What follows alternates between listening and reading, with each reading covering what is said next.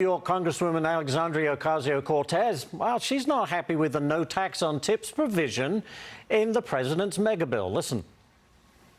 The cap on that is $25,000, while you're jacking up taxes on people who make less than $50,000 across the United States, while taking away their SNAP, while taking away their Medicaid. Is that worth it to you?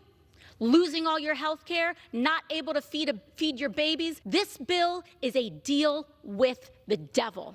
Well, wow. South Dakota Senator Mike Rounds joins me now. Senator, you know, we're used to this from AOC, a deal with the devil. What's your response? I think she's talking about a different bill because the one that we passed out of the Senate, it's $25,000 that you can deduct. Yes. And from tips that you make. That's a lot of money for a lot of people out here in my part of the country. If you can deduct $25,000 worth of tips, they're going to say that's a fair deal for me. And along with that, by the way, feeding your babies, let me just share with you, I think the vast majority of families that have got kids, they're very happy with the fact that we've actually increased that tax credit for having kids from $2,000 to $2,200, and we made it permanent. I think those are good things for families. I'm not sure where she's coming from on it, but it most certainly is not the bill that we just did. And oh, by the way, I noticed she didn't say much about Social Security, but for individuals that are on Social Security, for those folks, about $6,000 of income that they have coming in right now is going to be tax-free. Yeah. So we think that those are all very good things. It was never there before. We're making a lot of that permanent, the Tax Cuts and Jobs Act permanent. And if we wouldn't have done it, taxes would have gone up, and she knows that. And so unfortunately for them, we'll get that story out to the rest of America as well. Can you imagine next year if we would have had a $2,400 average income or income tax increase for families, what kind of hell there would have been out there? People would have said, what in the world are you doing?